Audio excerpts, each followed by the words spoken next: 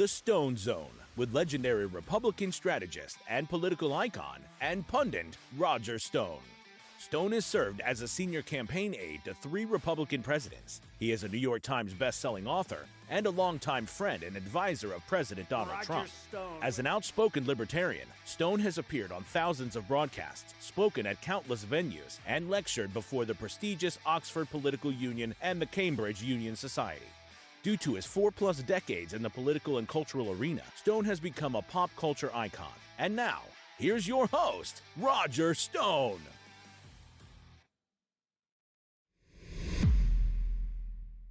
Welcome, I'm Roger Stone, and yes, you are back in the Stone Zone.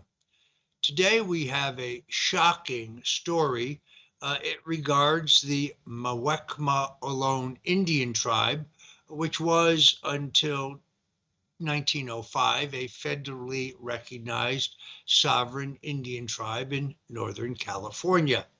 They were wrongly terminated in their federal recognition, and they have sought through all of the proper administrative methods to regain their federal recognition. Joining us today is the chairwoman of the Muwekma-Ohlone tribe, Charlene Nezma, because they embarked on a historic trek all the way across the country to protest the politicized decisions being made at the U.S. Department of Interior, specifically in the Bureau of Indian Affairs. Instead of having positive dialogue when she and her tribal elders and many supporters reached Washington, they were met with strong arm tactics that you might see in a place like Cuba or China or maybe even Russia. So I'm delighted to bring this story. Troy Smith, my co-host right here on the Stone Zone, editor-in-chief of Slingshot.News, broke this story. We have both of them with us today. So Troy, welcome back into the Stone Zone. Roger, it's always an honor to be back with you. Now let's bring the chairwoman of the Muwekma-Ohlone tribal on with us to discuss what has transpired. Good morning. Nice to see you both. Charlene, it's great to see you. I guess let's start with just a brief history of the tribe. Your mother was the chairperson of the tribe before you. You have a long documented history in Northern California, but it seems to me that the larger Northern California Indian tribes that are fueled with millions of dollars from their successful casino operations have been plying politicians, mostly Democrats, to deny you your rightful legal status. So tell us a little bit first about the tribe. Yes, the Muwekma-Ohlone tribe is the tribe of the San Francisco Bay Area. So we have a 10,000-year history in the Bay Area. What happened in 1776, when the Spanish came into the Bay Area, they created 3 Bay Area missions, Mission Dolores, Mission Santa Clara, and Mission San Jose. And our villages were forced, the Ohlone villages were forced into those mission systems. So after moving forward, after the secularizations of the missions in 1832, we stayed on our lands after we were forced out of the mission system. And then the American period came, which was a very brutal period for us. You know, they put bounties, $5 bounties on our heads. But we survived that, really a genocide that happened in California. Muwekma-Ohlone survived along with other tribes around up and down California. By 1905, there was an Indian census that was mandated by Congress be done because there was an attorney at the time. He wasn't a BIA agent yet, by the name of C.E. Kelsey. He went to Congress expressing his concern in regards to the California Indians, that they were homeless and starving. So 1905, Congress mandated a census be done on the bands and tribes in need of land. So by 1910, they had a list of these bands in need of land. We were listed on this congressional act to receive land by 1910. So by moving forward, by 1927, another Indian agent by the name of Lafayette Dorrington removed us from the list to receive land. He didn't want to buy land for Indians and Indian tribes. So he removed us, effectively illegally terminating us from being noticed by the government, canceling us off, really politically erasing us from, you know, congressional documents and legal documents. So we've never left our land. We've always stayed. And what happened is the government ignored us from 1927 to 1980. Of course, you know, the 80s was very pivotal for our people. That's when, you know, a mass development was happening in the Bay Area.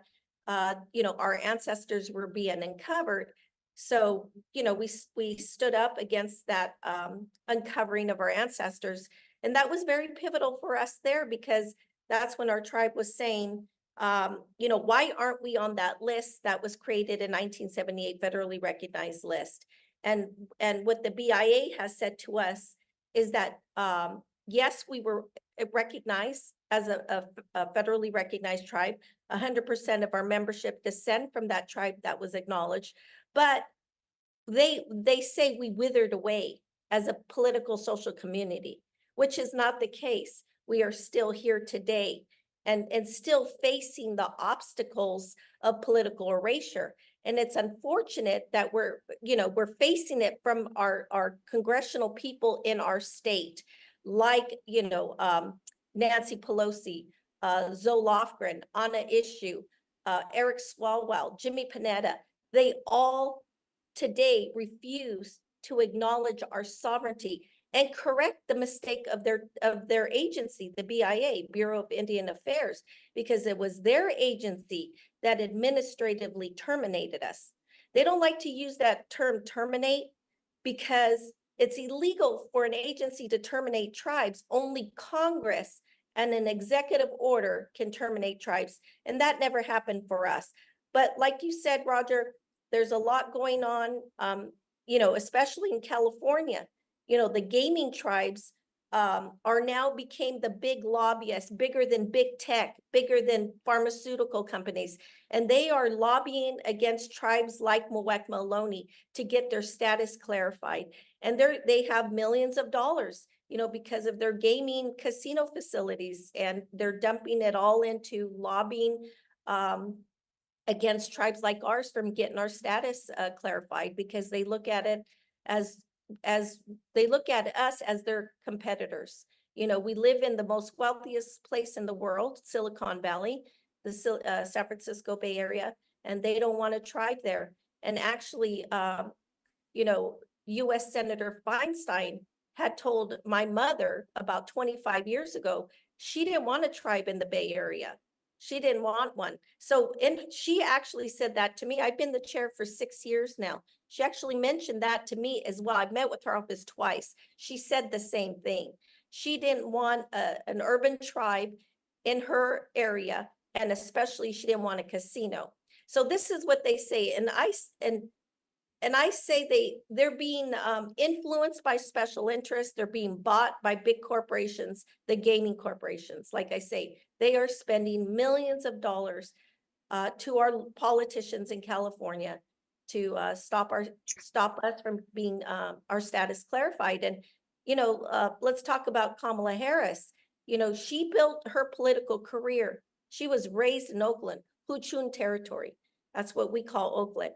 And she's campaigning in Indian country, talking about sovereignty, protecting sovereign rights, you know, protecting self-determination. Well, I asked her, what is she going to do about the tribe she built her political career on? She has done nothing, because again, previously, when she was the U.S. Senator, the previous chair also reached out for help. And you know what she said there is that Indian country was not her business. She was not interested in Indian country. So why is she interested now? It's lip service is what I hear. That's all I hear is lip service. And I see the real truth, because if she cared about sovereignty, if she cared about self-determination, she would start at home. She would start with the tribe at home.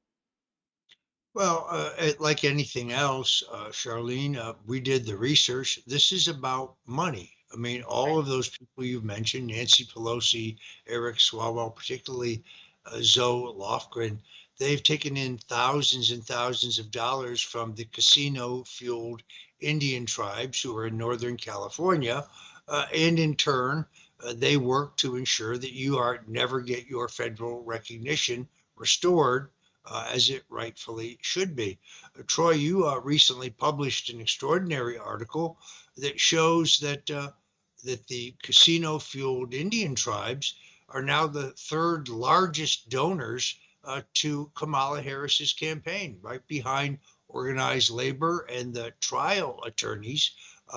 We tracked $5.8 million to Kamala's drive for the Senate, coming from the very same tribes that are spending a fortune on lobbyists and political contributions to deny the Muwekma their rights. Now, you were recognized by Robert Kennedy, who had a great press conference with you, said at the time when he was running as an independent for president, that if he were elected president, you would be extended your rightful re-recognition, I guess I would call it.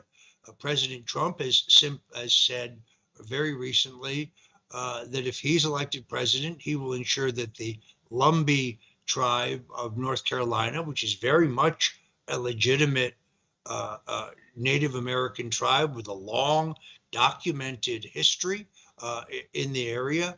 So I'm optimistic about those things, but it's very clear to me that the national Indian tribes, those who are fueled with gaming casinos based on the 1988 Indian Gaming Act, are surprisingly giving the great bulk of their money, the overwhelming amount of their campaign money, to Democrats, which makes no sense because virtually every federal law which benefits Native Americans was passed either under the leadership of Richard Nixon, Ronald Reagan, or President George Bush. So this makes very little sense to me. Now, you and the Muwekma undertook a trail of truth, a very, I think, clever,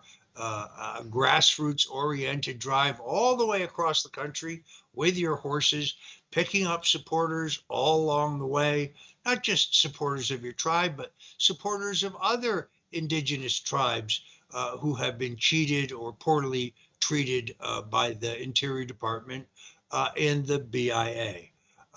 Your tribe, as I understand it, had coordination with the Capitol Hill Police, who were well aware that you were coming and that you came in peace. You came to conduct a peaceful protest. You had an appointment, or at least you believe you did, at the Interior Department. We'll get to that in a moment. But Troy, you particularly covered this when you set up outside the Capitol, despite the assurances of the Capitol Hill Police that you were fine, that they knew you were going to be there. They had informed other federal agencies. Members of your tribe were brutally attacked by not the Capitol Hill Police, not the DC Metropolitan Police, but the U.S. Park Service Police. They report directly to the Secretary of the Interior. We have a video on this. I think it is positively shocking. Why don't we roll that?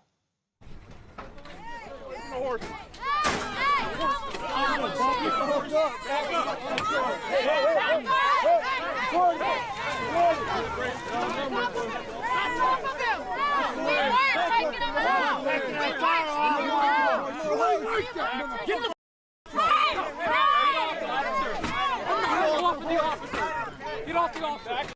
Back up. Back up.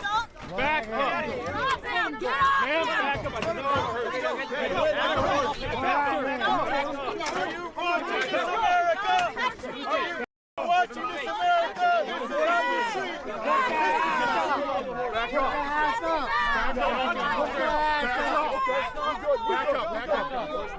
Don't push him. Back up. Not doing anything to you. Back up.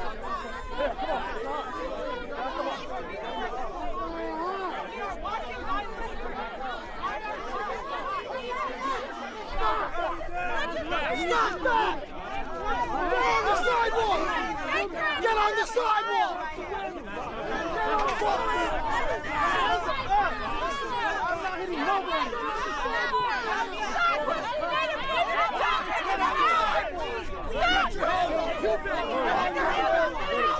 Get on the sidewalk! I got a video! Get on the sidewalk!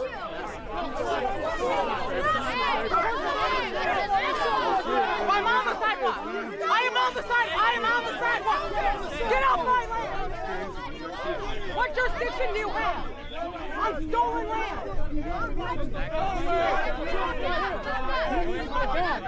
Get away from the park. Stop.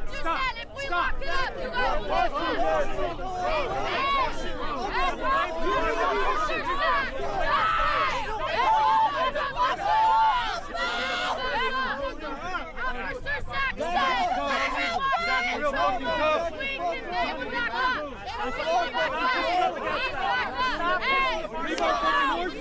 America's election right here.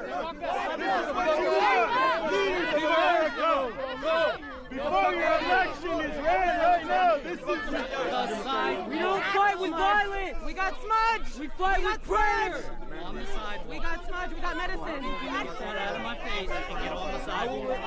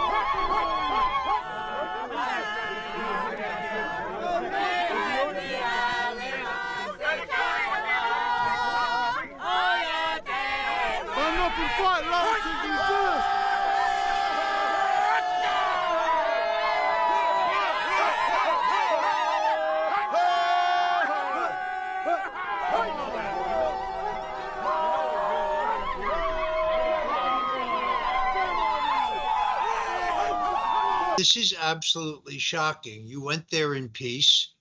You touched base with all of the authorities, and then you were violently attacked. There was no provocation. At least one member of the tribe, your husband, Ken, spent the night in jail. He didn't assault anybody. All he tried to do was talk to them. And these orders clearly had to come from the person to whom the Park Police report. That would be the Secretary of the Interior.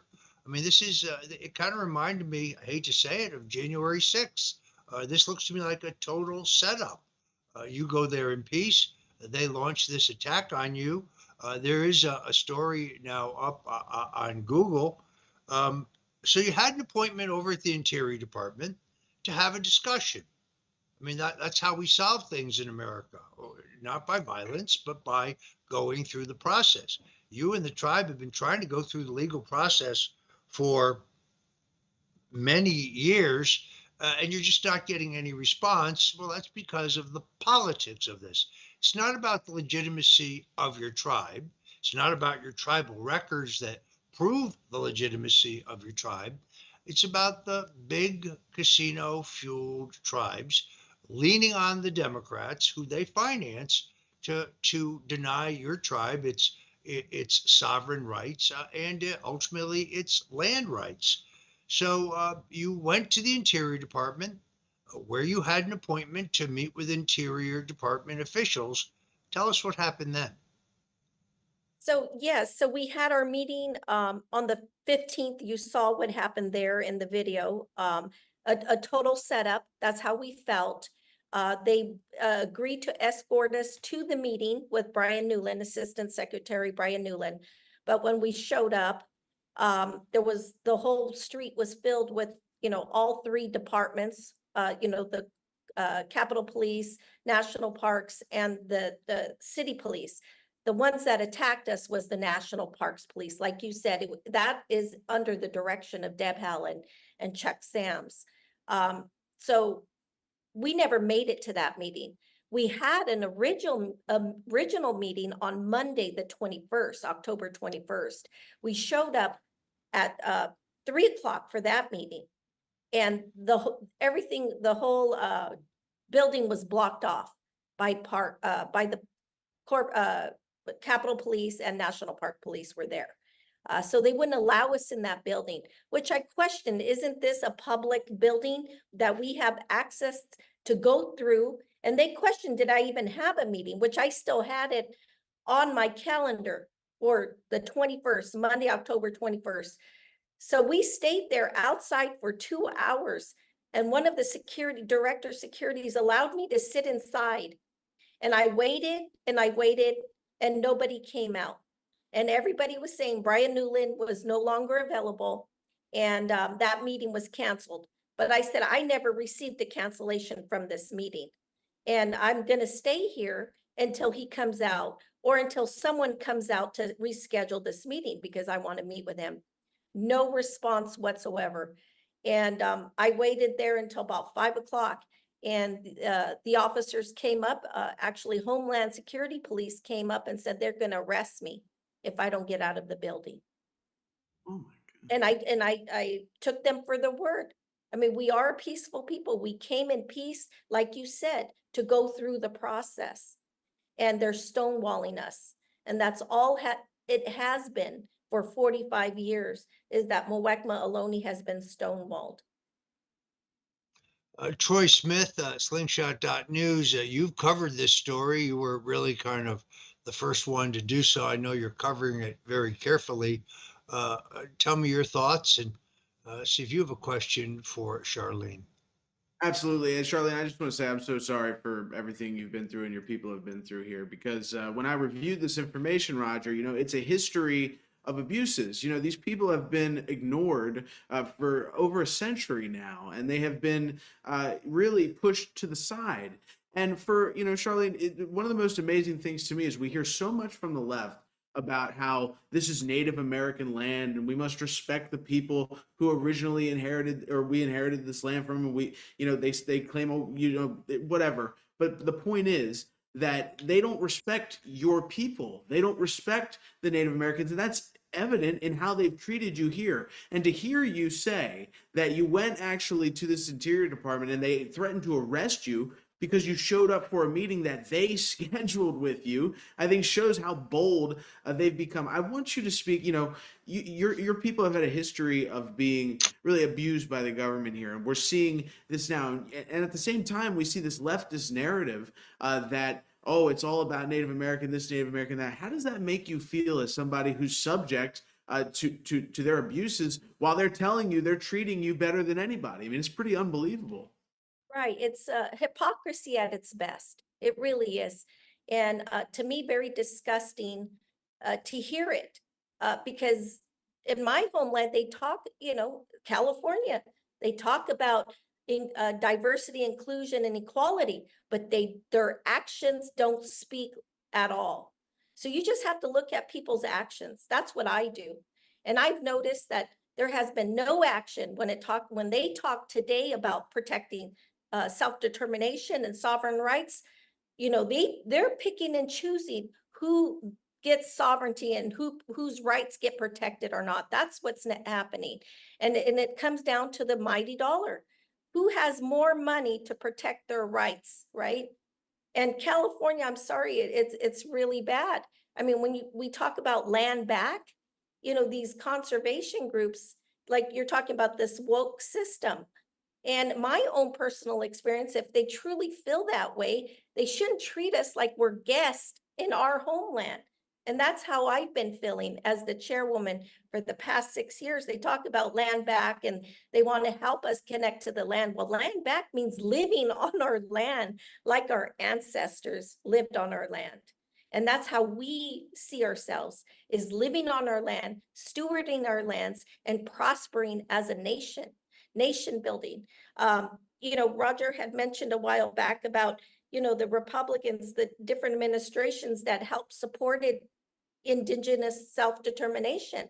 And I have to say, my own experience as a chairwoman, walking the halls of Congress, I have visited every congressman, every Democratic congressman and women, every Republican congressman and woman, and the only party that or person who happens to be a Democrat has asked is the only party that asked me to take our rights away is the Democratic Party, these politicians in California. When I visited the Republican, the people who, the congressmen and women who were Republicans, they've never asked to take any rights away from us. They want us to nation build. They want us to build up our community because the outside community benefits from that as well. So creating jobs is important for all of us because we all are healthy. We become healthy over it. So overall, the whole situation is disgusting. It's hypocrisy at its best. And people need to know, they need to see it. And I appreciate you sharing our story and bringing it to, Roger Stone's attention, because this, our story needs to be told. There's more situations like this that are happening, and we need to know about it. The community outside needs to know. Now, last night, you and members of the tribe and supporters went to protest again peacefully outside a Kamala Harris rally. I think the conversation between Kamala and the chairperson of your tribe is shocking. She just doesn't care about you. She's like, it's her job, but she thinks it's not her job. So what happened outside the Kamala rally? Right. So we went to Kamala Harris's town hall rally to be seen and to be heard peacefully. And when we showed up, and there was the whole road was full of SWAT, SWAT team, the whole squad. It was filled with these armored vehicles, like there was some kind of riot happening, and we showed up with our horses, and it was pretty shocking to see how many SWAT team vehicles were out there. They even had, on the building, sniper people on top, drones flying around us. So really, they're treating us like we're the hostile terrorist group, is how I felt that last night. Like we're a terrorist group and they need to protect themselves. And it's further from the case. We want Kamala to hear us and see us because her actions don't say anything. She has zero actions in regards to Indian country. Troy, a final question for Charlene Nezma, the chairwoman of the Muwekma Ohlone, who have been fighting now for years for their legitimate re-recognition as a federally recognized tribe, which was illegally and improperly stripped from them. Final question, Troy. Charlene, my question to you is, with the election just a few days away, there's a very good chance that we're going to see President Trump's second term. It's not, obviously, it's still, we have the election, but if we do see a President Trump in his second term, my question to you is, how do you think that we should go about reforming this system so that your tribe and other tribes can get the recognition that they deserve? Is it just getting people in the positions that want to do the job, or do you think we need an expanded vision or way to deal with this? Because it seems to be a bigger problem than most people realize. That's right. That's a very good question, because I think it needs to be expanded. There needs to be a separate committee looking at federal acknowledgement process. The corruption is right there in the agency, in the Bureau of Indian Affairs and the DOI, the Interior Department. So we could put good people who have good intentions in there, but something happens, they get bought off, right, by big corporations. Now it's the gaming tribes that are controlling that. So that process in the BIA needs to be taken out of their hands, because what's happening there in the Bureau of Indian Affairs is that you have federally recognized people, tribal members, they're making decisions on other tribes' fate and decisions whether they're a tribe or not. And it's a conflict of interest is what I see there, because they're looking at how much of the pie is being taken away from their people. And they shouldn't be looking at that. So I feel there needs to be an independent committee without any interest involved in this struggle, right? Or this issue, looking at federal acknowledgement process. And I know in different administrations, they tried to do it. Like Senator Inouye tried to pull out the OFA, the Office of Federal Acknowledgement Department, out of the BIA. He wanted to put it into an independent hands, a committee who had no interest in deciding whether tribes are recognized or not, whether they're a tribe or not. So I think we need to go down that path. We need to find and put together a separate committee for that. All right, we're going to have to leave it here. I want to thank our friend Charlene Nezma, the chairwoman of the Muwekma Ohlone tribe. We're going to be following this story very carefully. I know Troy is following it. There's no excuse for the violence that was levied across your tribe. This is politics, folks. It's about money. It's not about right and wrong. It's not about the rules. It's not about history. It's all about hard, raw cash. And right now, it's cash going to the Democrats. Kamala Harris has a responsibility here. She was a senator from California. She did nothing to right this historical wrong. We're going to continue to follow this question. Charlene, thank you so much for joining us today in the Stone Zone. Thank you for having me. Have a great afternoon. Great. God bless you. Folks, we are going to take a quick commercial break because, well, got to keep the lights on here. Very recently, we had the threat of hurricanes here in South Florida. It reminded me of several months ago when my AT&T cell phone didn't work because the cell towers went down. I worried that it might happen again. Now, fortunately, we were spared the hurricane, but this time I was completely prepared. That's because I had my satellite 9555 phone, which is a telephone that works off a proprietary Iridium satellite system. So it doesn't require the cell towers. And in the event that the entire power grid went down, well, this phone can be recharged with a solar recharger. Let's take a look. This is Roger Stone. Remember when AT&T's cell phone outage left millions, including me, stranded without a means to communicate with loved ones, business associates, or even for emergency services? You see, cellular networks are particularly vulnerable, big targets for hackers and terrorists, as well as vulnerable to hurricanes and other natural disasters. So if your cell phone goes down, how will you communicate? That's why I got the Iridium 9555 satellite phone and service. I'm using the proprietary Iridium satellite service. Cell networks only cover about 7% of the Earth, while the Iridium system covers 100% of the Earth. You can call or text from any place you can see the sky. These are trusted by U.S. military and government officials everywhere. All calls are encrypted, safe and secure. No eavesdropping, no hacking. It's the reason the U.S. military uses Iridium phones, and the U.S. Senate uses satellite phones for their secure phone calls. You too can ensure your privacy by using our Iridium proprietary satellite network. Just go to sat123.com/Roger. No tracking and no one can listen to your calls. No one will ever read your text but the person you're sending them to. And more importantly, big tech cannot steal and then sell your data. You can get the Iridium 9555 phone at no cost if you sign up for a plan with a 24-month agreement. A monthly plan is only $95.95, and you get the phone for free. You can get a plan with us for as little as $85.95. And then there are discounted family share plans with up to 3 free phones. Those are also available.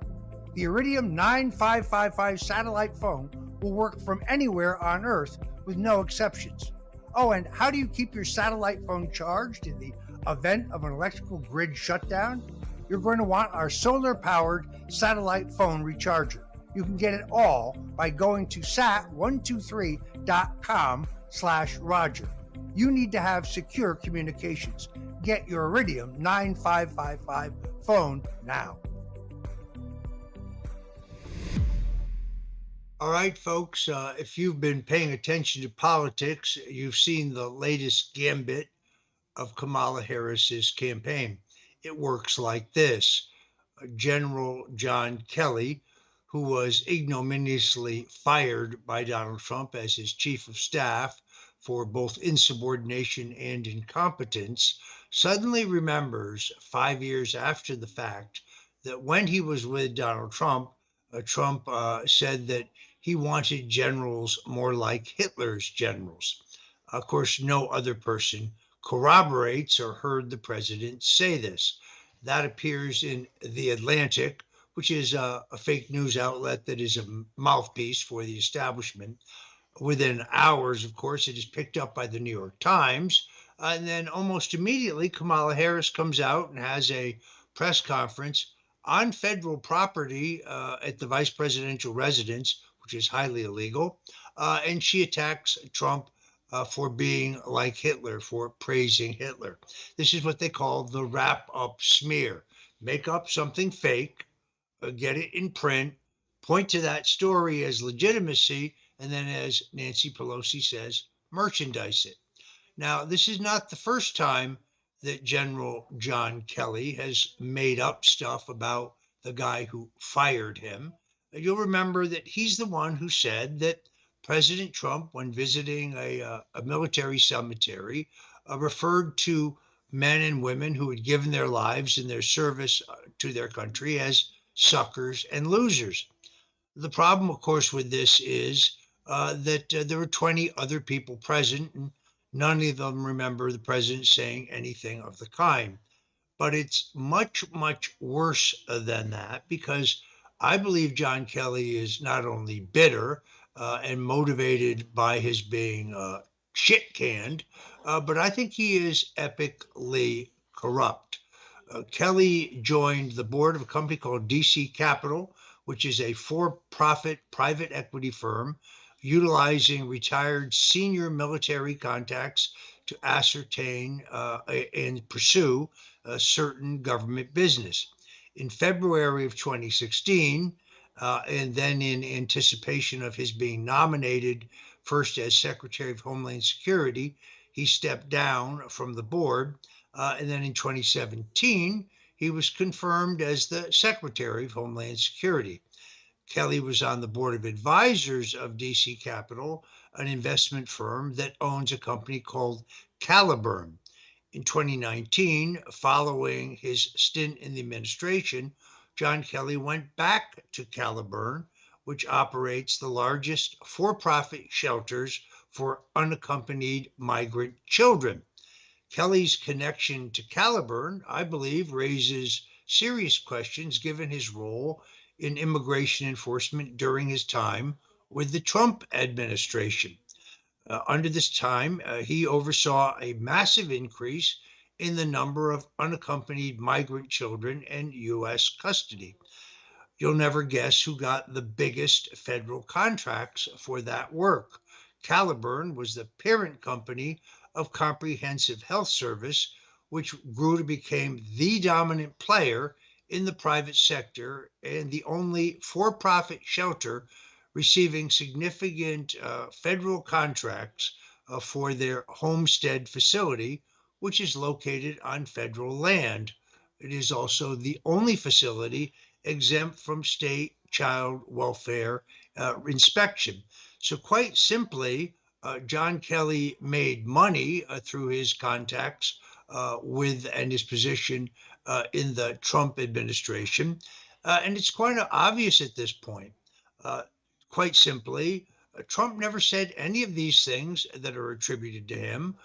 Kelly is simply a disgruntled ex-employee, continuing, in my view, to try to capitalize off of his tarnished reputation, and obviously became very confused about who was the executor of the president's policies and who was the creator of the president's policies.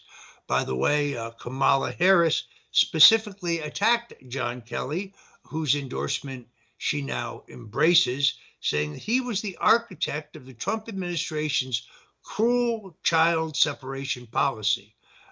And now he personally will profit from the separation of families. It's unethical, it's wrong, and we are better than this, Kamala Harris said at the time. That was May 3rd, 2019. Now suddenly she loves John Kelly. Troy, what do you make of all of this?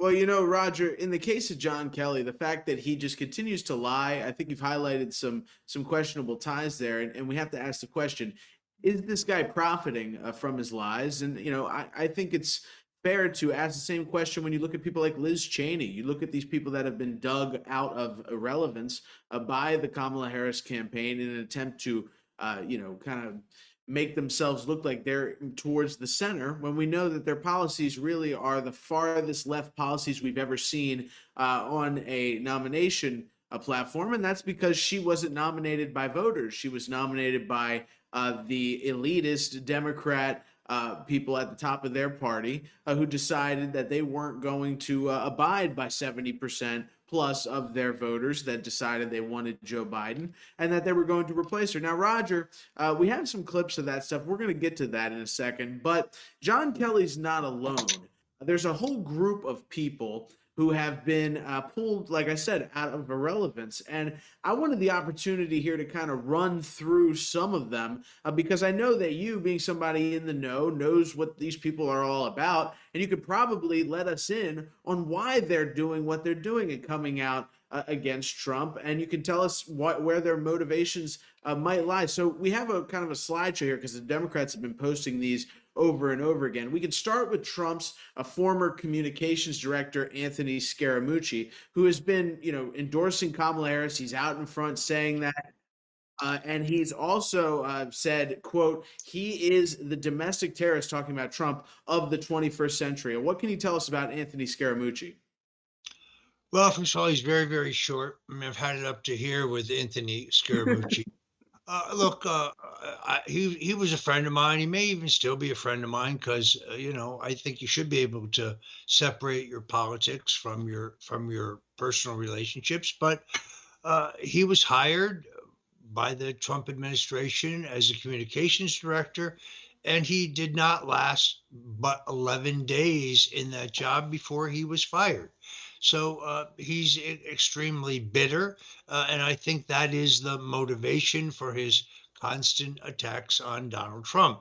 If he thinks that his business will do well under Kamala Harris, because he's a very savvy investor and Wall Street businessman, I think he is sadly mistaken.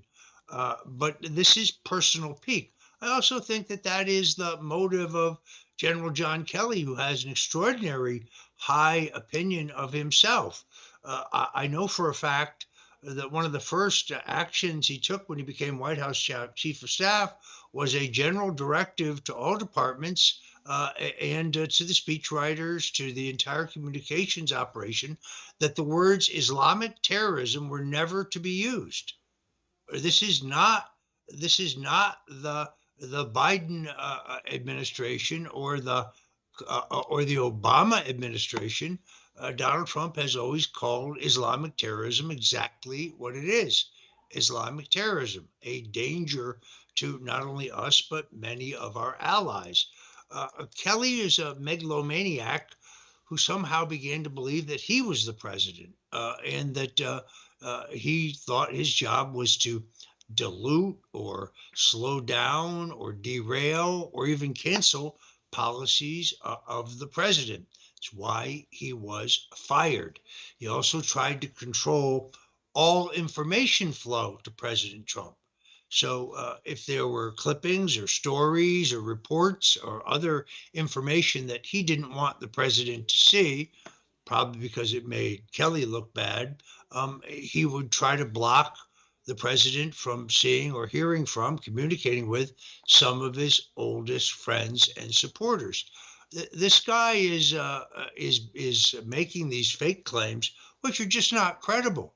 Even Secretary of Defense Esper, who's also endorsed Kamala, also because he was fired, he doesn't recall Trump ever making these comments. But let's get right to it. If Trump, as says on X today, put out by the Kamala campaign, commented favorably about Adolf Hitler on more than one occasion, why didn't he quit right then and there? Why didn't he resign that day when it happened? I'll tell you why. Because it never happened. That's why. Well, and Roger, we have a long list of these people, and another one that I think maybe fall into the same line of John Kelly that thought he was kind of steering Trump in a certain direction is former National Security Advisor John Bolton, who has also come out in support of Kamala Harris, and he has said that Trump is unfit to be president and he only cares about retribution. This guy has a history of being one of the biggest warmongers in Washington, D.C., doesn't he? Yeah, I really think that is the greater division here in American politics. We're undergoing a historic alignment. I don't know if you saw the event last night with the new Liberty League. That would be Donald Trump, Robert Kennedy, Tulsi Gabbard, and Tucker Carlson. It was a momentous event, an event that I really wish I could have been at. It was very enjoyable. They can have Dick Cheney. They can have Liz Cheney.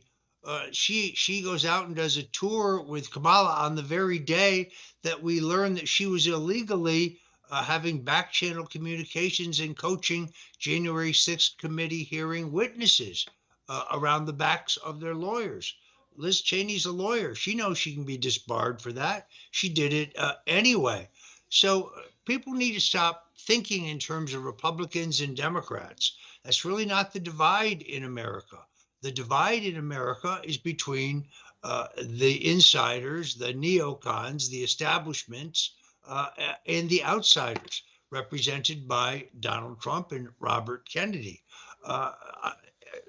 Common sense Democrats, old-fashioned Democrats, who joined and were active in the Democrat Party when the party believed in capitalism and free enterprise, when the party was patriotic, when the party supported a strong national defense, when the party was anti-communist. Those days are over. The people who used to follow Truman and Kennedy now follow Marx and Lenin, and they make no bones about it. They tolerate virulent anti-Semitism in their House caucus. Nobody denounces AOC or these other vile members of the squad. So this is the great division in American politics today. It's not between Republicans and Democrats. Not all Republicans can be trusted. But the idea, the term moderate Democrat has become an oxymoron. Well, I agree with you there, Roger. And we saw that kind of on full display. We see it on full display every time you turn on the mainstream news. And last night, we had a display of this with a CNN town hall with Kamala Harris. Now, Kamala and CNN used this opportunity to claim that this was supposed to be a debate or something like that. We have Jake Tapper criticizing Trump for not showing up to something that he never really agreed to, which I'm not really sure what they're talking about. But let's roll Jake Tapper and Kamala Harris criticizing President Trump for not showing up to a debate he never agreed to attend last night at this strange town hall where there was a teleprompter present. Let's roll that. Whether or not she's being held to a different standard. Yeah. I mean, Donald Trump, we invited Donald Trump to be here. This is supposed to be a debate night. She accepted. He did not. So we said, okay, let's have two town halls. She accepted. He did not. The reason that we are not critiquing Donald Trump's performance at a town hall this evening is because Donald Trump did not agree to participate in a town hall here in Delaware County, and she did. So, mentioned, by the way, again, Donald Trump should be here tonight to talk with you and answer your questions. He's not. He refused to come. But understand that part of his plan is to put in place a national sales tax of at least 20% on everyday goods and necessities. And that, by economist estimates, independent economists, would cost you as the American consumer and taxpayer an additional $4,000 a year. Yeah, first of all, that is, of course, a lie. He proposes no such thing. He has explored the idea of doing away with the income tax entirely, replacing it with revenues from tariffs from our major trading partners who have been ripping us off. But look, you can always tell when she's lying. Her lips are moving. By the way, Kamala, where were you for the Fox debate? How come you didn't show up for the Fox debate? Why do you have to go in with fake Tapper? And even he couldn't cover for her. That performance was ludicrous. She essentially admits that she'll do nothing different than Joe Biden, nothing whatsoever. So the wild spending that's caused this inflation, the restrictions they have put on gas and oil drilling, relegating us to continue to buy our energy, our oil from those abroad. She's not going to close the border. If she was going to do it, why didn't she do it in the last 3.5 years? Now suddenly she's pledging to close the border. Not credible. Oh, by the way, she's got a great new idea, Troy. She thinks we should do away with the tax on tips. Well, wait a minute. Well, I think it was Donald Trump who came up with that. Her campaign is out of gas. She has no positive message for the country. She has no prescription for America other than more of the same. She's admitted it. Biden says it. Biden says there was no major decision, no policy, no area in which she was not fully involved and in on the decisions. So she's responsible for where the country is today. She herself, when asked, I think it was on The View, whether she could cite something she would do different than the way Biden's been doing it, she says no. Yet she keeps telling us she's going to take us in a new direction, that she's the candidate of change without ever specifying what that change is. Her entire campaign is a campaign of hate. You want to know why at least two people have now tried to assassinate Donald Trump? Maybe it's because Congressman Dan Goldman said that Trump should be eliminated. David Plouffe, the de facto manager now of Kamala's campaign, the Obama aide who was imposed on Kamala in their efforts to bail her out, he says Trump should be terminated. Now Kamala Harris has compared him to Hitler. Is it any surprise that they have created this atmosphere of hate that could indeed foster yet another assassination attempt against the president? This rhetoric is extremely dangerous. Meanwhile, you have knuckleheads like James Carville talking about civil war. Trump's supporters are going to become violent when we steal the election, is basically what they're saying. No, we don't advocate violence. We specifically renounce violence. This is a setup, folks. This is the idea that if one Trump supporter goes out and does something stupid, we can use it as justification to crush everybody who is for Trump, prosecute them, send to jail, or just beat them. I can already see this psyop coming. Kamala Harris says in the Fox interview, we talked about this on the show, Trump is going to use the military against people who oppose him the very same week that the Harris-Biden administration Defense Department goes ahead and issues a directive which for the first time gives them the authority to use lethal force against other Americans. Also, if you read a little deeper, it allows them to spy on other Americans. This is very, very concerning. What are they preparing for? It's not to put down an insurrection. There will be no insurrection. No, it's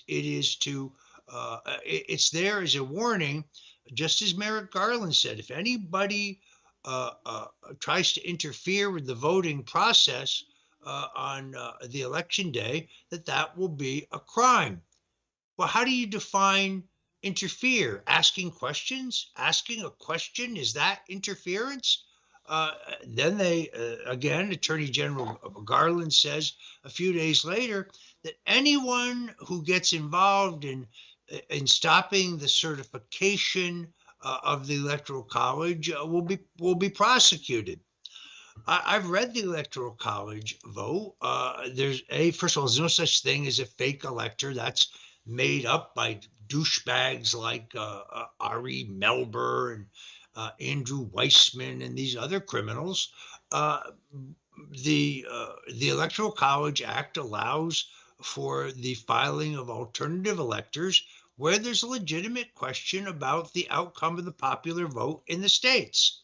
Happened in Hawaii in 1960, as I've said on the show, where they filed an alternative slate of electors for John Kennedy.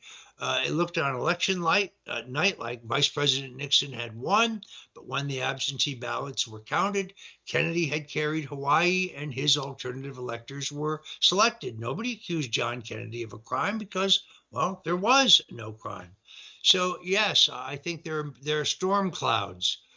When Jamie Raskin, one of your favorites, Troy, from Maryland, when he says, we don't really care how the election comes out, we're not going to certify Donald Trump.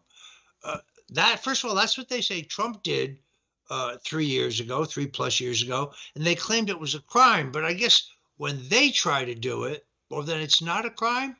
Very, very disturbing. Well, and Roger, you can guarantee, and people have to realize this, no matter what happens on November 5th, there's going to be a period, let's say Trump wins, there's going to be a period from that early November election day to the certification of the election. And remember, this certification is going to come down to Kamala Harris. And we already know that, we look at January 6th, we look at the federal informants that were obviously in the crowd that were sent there for a specific reason.